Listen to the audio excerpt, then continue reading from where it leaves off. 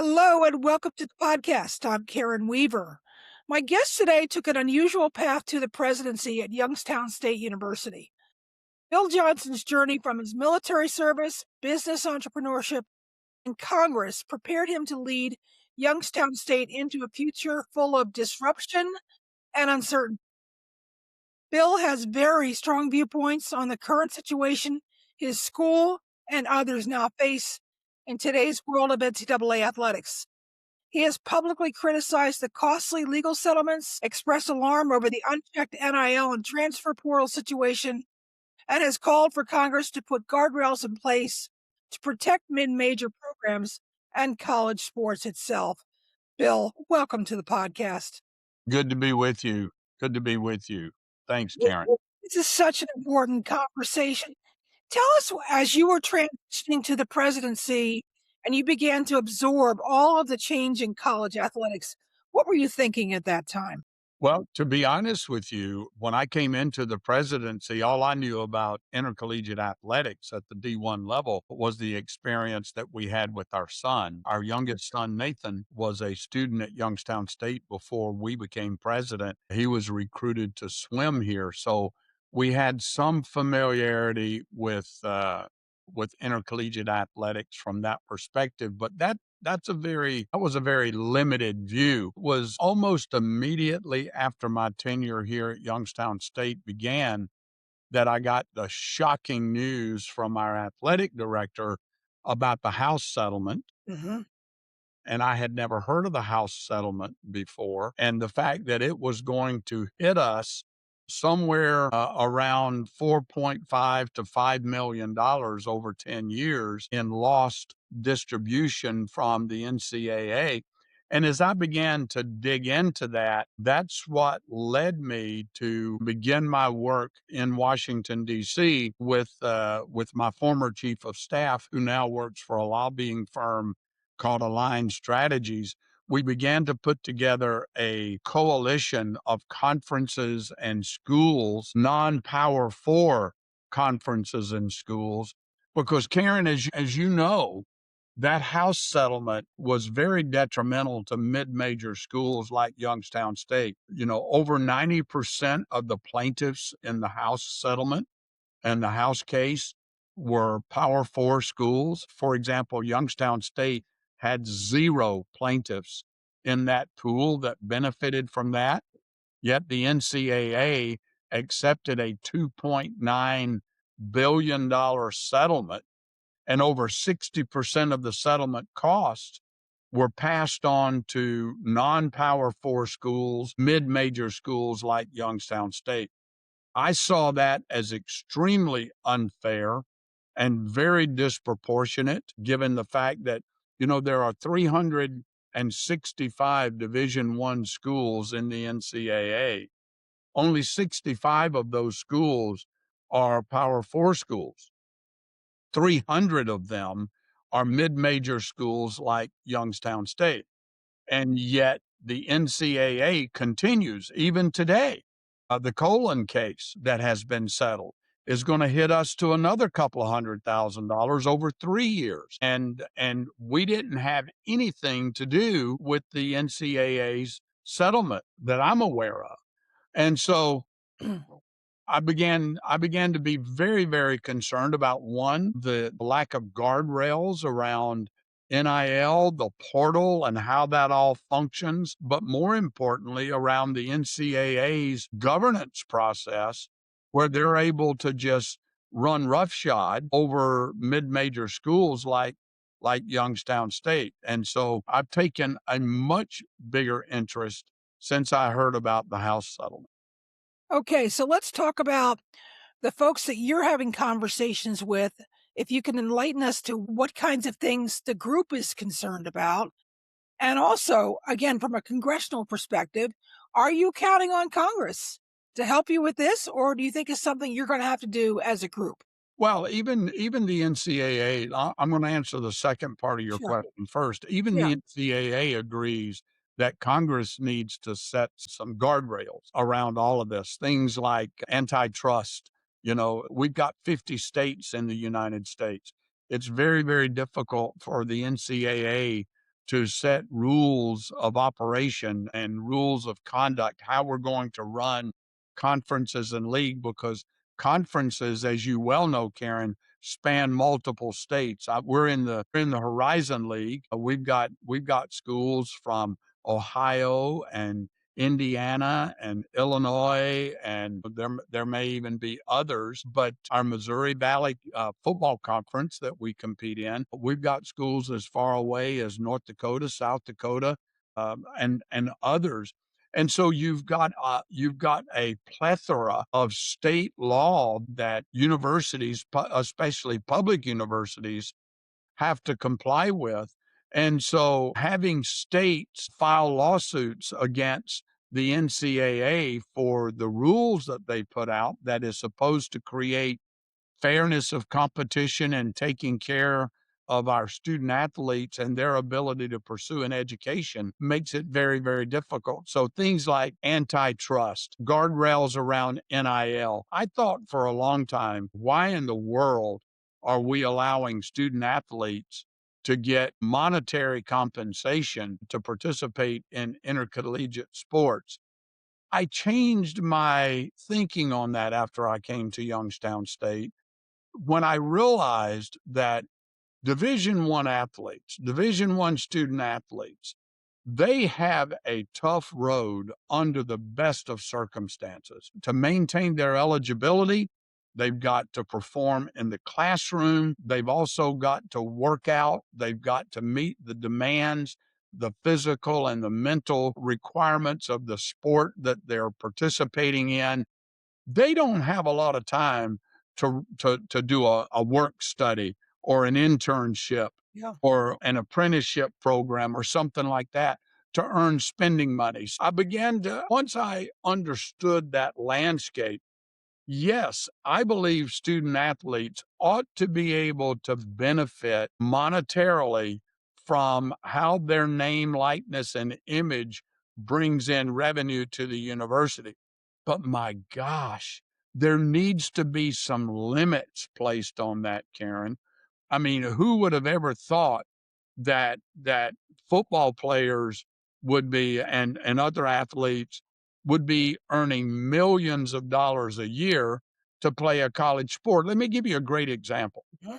We were very, very fortunate to have had the FCS Offensive Player of the Year is our quarterback here at Youngstown State this year, Bo Brungard. I went to the announcement of the winner of the Walter Payton Award. It's the equivalent of the Heisman Trophy Yeah. in Power Four competition, and I was shocked. The two top awards were the Offensive Player of the Year and the Defensive Player of the Year. They had three finalists for both of those awards: three offensive players, three defensive players. I was shocked. We went down to Nashville for the ceremony. I was the only president there that I know of. Our athletic director was the only athletic director there that I know of. Our head football coach was the only head football coach that was there. And you know why? Mm. Five of the six finalists were not even going back to the school that had gotten them to that pedestal. Wow. They talked about how much they appreciated their coaches, how much they valued the relationship they had with their teammates. But I'm going to take a big check and I'm going to go play my Right. final year, or my next year I'm going to play for somebody else. Right. Right. And so they jumped ship for the money. Our Bo Brungard, the guy that won the Offensive Player of the Year, I am so grateful for his character. He decided he was coming back to Youngstown State, and he never even mentioned NIL. He never even said, "What are you going to pay me?" And he had high six and low seven digit potential offerings of NIL on the table. I mean, being the number one ranked quarterback in FCS, think of the competition, Karen. You've got you've got the Heisman Trophy. You got 65 Division I teams. I don't think they all have football programs, but I know you've got roughly 65 Division I Power 4 schools. Yeah. You've got 300 Division I non-Power 4 schools, and 29 of them have football programs. Hmm. That means roughly Bo Brungard had to compete with 129 other schools and their offenses Yeah. compared to the Heisman guys who Good point. compete with only 64 other schools Good for point. that competition. And yet Bo Brungard said, I'm going back to the school that got me here. And he Yeah. even mentioned NIL. I'm grateful for his loyalty. But what NIL has done, because it is out of control, is that there is no loyalty any longer in a pro. Mhm. And look what it's doing to college coaching. If I were just starting my career over, I would find something else to put my future stock into, because what coach wants to stay in the game when they have to rebuild their team from Yeah. the very beginning Yeah. in every year, and you're evaluated on your win-loss record, right? Right. So how are you able to do that? How do you even know how a coach performs if they're working with a new team every year? That's not a fair evaluation of a coach's ability to coach. In fact, I think one of the reasons why Indiana won the national championship is because so many of those athletes played for Kurt Signetti at his other school, and they Right, came with him. So they exactly. understood his system. It Yeah. absolutely played a role in that. Yeah. Absolutely. So I do believe that college athletes, student athletes, ought to be able to get some form of compensation because they need spending money. They need money to when they in their off season and they want to go home and visit family. They need to be able to do that. They want to go out on a date on Saturday night. They need money to be able to do that, and they simply do not have time in their schedule to go out and get a part-time job or take an internship, because if they're not in the classroom, they're perfecting their sport. So I do believe in compensation to a degree, but there's got to be some guardrails on it. It's got to Okay. having student athletes being paid millions of dollars to play a sport in college, we're essentially creating a sub-professional sport For sure. category, For sure. and it's no and you mentioned earlier these predictive markets or whatever that term was that you used.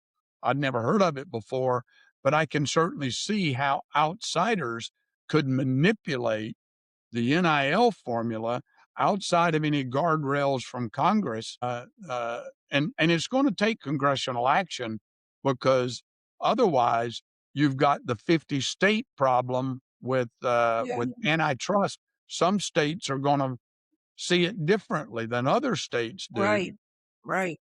but we got to have the same rules apply for everybody.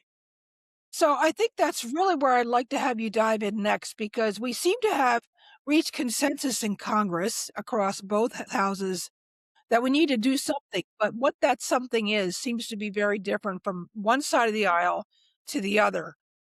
On one side of the aisle, there's a very strong focus on athlete health and welfare. For example, are they being taken care of? Are their injuries being managed? Do they have a chance to be consulted when a treatment plan is given? Are they given enough resources to take care of themselves, even if they're having a career ending injury? That's one side. The other side seems to be talking about the things you included, like the NIL market is not it's not fair market value, and we're trying to figure that out. How do we offer athletes a chance to give input and how many hours a week they contribute to their sport? What's demanded of them that doesn't make it look like it's employment? So what could we do? How can Congress work both sides of those things and come up with a solution? Well, and they're all interrelated. They Yeah, really are all interrelated. It's not exclusively one way or the other. You got the student athletes education that you have to be yeah. concerned about, and you've got the student athletes performance on the field and what they have to do. And also keep in mind, this all also affects Olympic sports, because a lot of 100%. these college athletes, the work that they do perfecting their craft in college translates into Olympic competition as well. So So there's that big deal. But you mentioned something. You said employment. You know, Mhm. one of the problems that we've got is you've got some in Congress who think that student athletes should be considered employees of the university. Well, you want to create chaos and finish the process of destroying college sports. You let that happen, you're going to see university systems across the nation drop intercollegiate athletics because they won't have a choice. Let me give you a reason why. Here at Youngstown State, for example, we are a public university. We've got 14 universities in the state. We're not on uniform shape, size, and construct. You've got some of our public universities are more heavily unionized than others, right? So we're not all the same in that regard. But can you imagine? We've got 4 unions here at Youngstown State. Can you imagine what it would do to a state like Ohio that has a kind of a hodgepodge of union presence on college campuses? What it would do if student athletes were considered employees of the university? Because now they're going to have to be allowed to organize. And now you've got to include them in pay raises. You've got to treat them like you do all the rest of your public unions. And so it would be extremely unwieldy and costly. Many universities, especially mid-major universities like Youngstown State, we operate our athletic departments, thank God we have them, on a lot of philanthropic dollars, Mhm. dollars that come from donors outside. But if we had to take money out of our operating budgets, right? I mean, there's this big debate nationwide right now about the cost of higher education. If public universities have to take money out of their operating budget to pay for the cost of administering and overseeing and managing a union for student athletes who would then be considered employees of the university. Many universities would have no choice but to shut off their intercollegiate sports. Yeah, I've heard that repeatedly from presidents. A very daunting task, and then you can even drill down more and say, I'm "Well, not saying Youngstown State would do that. I'm not I saying don't no, I understand. I we 100% I'd have to see the formula before I would yeah. make those kind of No, decisions. it would add a whole other level of expense that we haven't even considered yet. And then some people have said, "Do we have to have separate unions for every sport?" You Because you might, know you might, because they're not all cut out of the same cloth. that's right. That's right. That's Take right. swimmers, for example. My son was a swimmer. Yeah. Swimming is a year-round sport. Yes. You don't get an off season. You've got to be in the pool because if you start atrophying, if you start to see your stamina atrophy because you're not in the pool, every week that you're not in the pool, you begin to lose your stamina Yeah, and your capability. it's So true. it is a year-round sport. Okay. So I wanna be respectful of your time, but one of the questions I wanted to ask you was, obviously, in the new governance structure in the NCAA, which was revised in the last year, Back in August. August, yes, we have now 65% of the voting going to the Power 4 conferences and 35% to the other Division I schools. For most decisions, most of them are the most important decisions. How do you make change from your perspective with that imbalance in the voting power? Well, you're not going to, and that's one of the things that this coalition, because of the House case, we built this coalition, Karen. We now have 10 conferences, right at 100 schools, maybe a little more by now, and we've got other conferences, Division I conferences that are looking at joining our coalition Mhm, because I've used my contacts and the experience that I had having served for 13 plus years in the US House of Representatives. I've talked to many of my former colleagues and I've made them more aware that they serve many more non-power 4 schools and therefore non-Power Four constituents That's right. than they do Power Four schools. And they'd never even given this consideration. Take the Dakotas, for example. They don't even have a Power Four school in their state, North Right. Dakota and South Dakota. And so this imbalance in the NCAA's governance process is 65-35.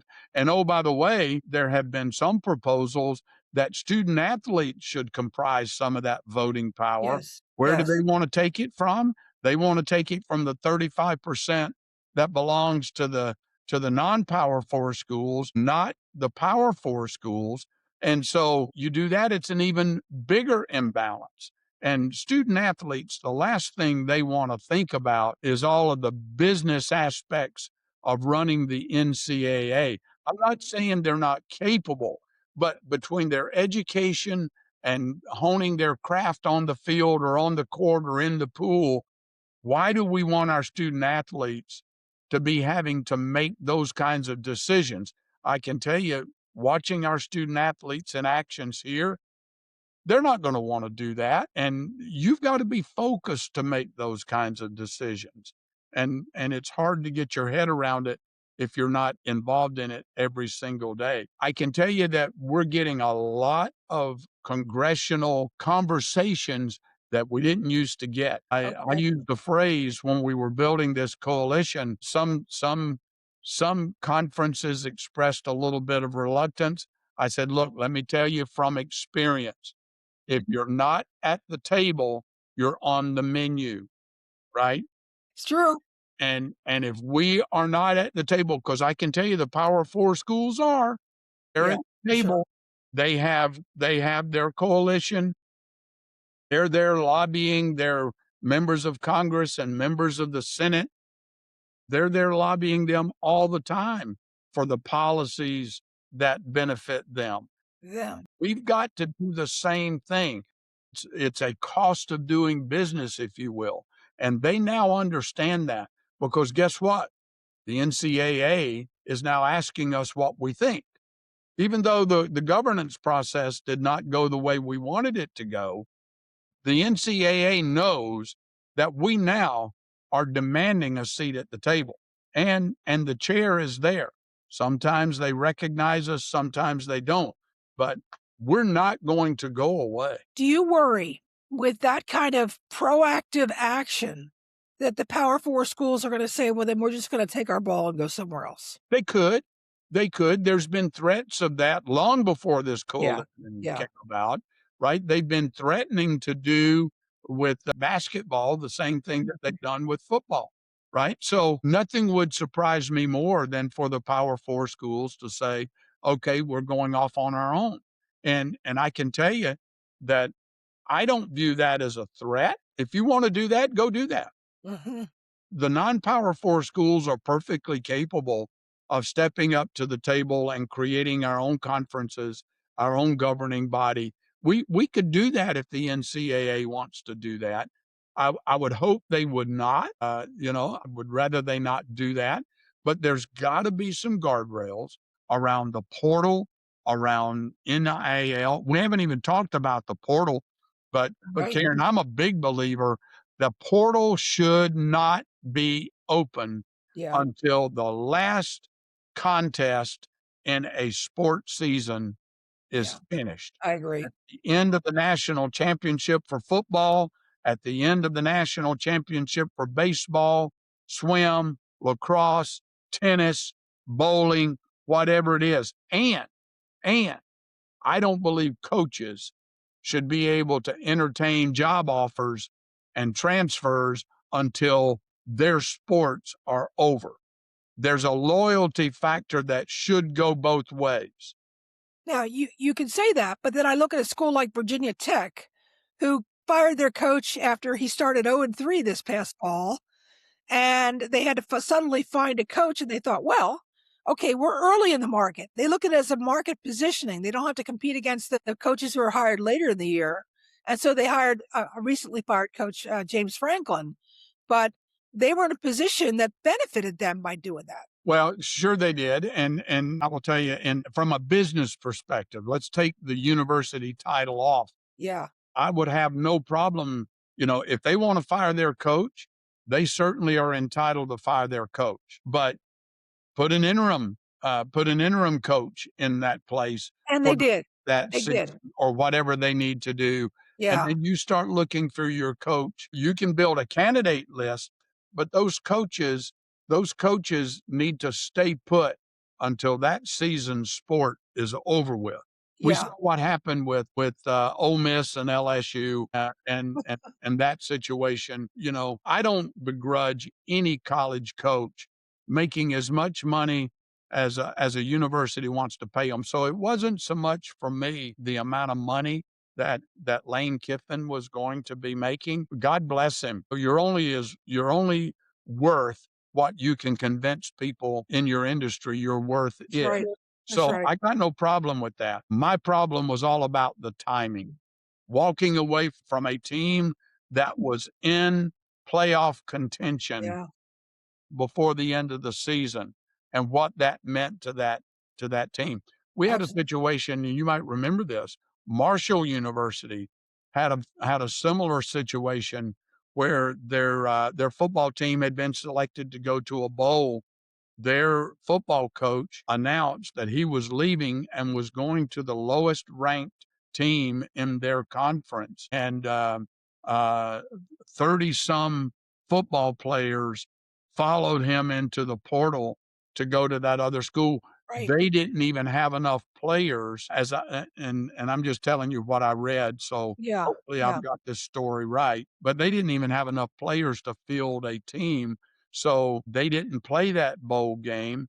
And look at what that did to the seniors that were coming up on their last Mhm. game, right? So it knocked them out. The school was fined because they, under NCAA rules, they couldn't meet their obligation, so they experienced a penalty. It's bad for everybody. Shouldn't be able to do that. Our last question, then I'm going to let you go. If I'm a new first time president, and I'm just trying to navigate all of this college sports world, what piece of advice do you have for them right now to help them start to understand this crazy world that we live in? Get involved. Get involved. Meet with your commissioners. Sit down and talk to your commissioner of your conferences. We've got two conferences here. Most of our teams compete in the Horizon League. Our football team competes in the Missouri Valley Football Conference. And so I have a good relationship with the conference commissioner for both of those conferences. But look for opportunities like this coalition. If anyone wants to talk to me, be more than happy to sit down and talk with them. But don't bury your head in the sand and just think that your athletics is an ancillary part of your university. It's an integral part of your Is university. Here at Youngstown State, Karen, I'm very, very proud of the fact that for the second year in a row or second semester in a row, our athletic department had the highest cumulative GPA in the entire state of Ohio with all the other 13 Division I universities. Our student athletes they are outstanding performers both in the classroom and outside the classroom. We've got we've got student athletes going to law school, going to medical school, becoming engineers, solving the next generation of problems and challenges. And I'm so very, very proud of them. So college athletics are not ancillary, they're an integral part. And if you don't know it, get to know it. Well, Bill, I can't thank you enough for making some time to talk with me about some of these issues that are so important today. And I look forward to hearing more about your conference of your coalition of schools as you try to right the wrongs that have been redirected your way in the last couple of years when it comes to being a non-power four group of schools. So thank you so much. Yeah, and let me just summarize by saying this, I don't want the NCAA to go away. I Yeah. don't want them to take the ball and run. I'm a college athlete wannabe. I grew up watching college sports, and so I love it. And I know not everybody feels that way, but there's a way to put this puzzle together so that everybody wins. But this strong armed process that is currently in place, that's not going to get us to where we need to get. Percent. Bill, thanks so much for joining me and for my listeners to get a chance to hear your thoughts. All right. Good to talk with you, Karen. Good to talk with you.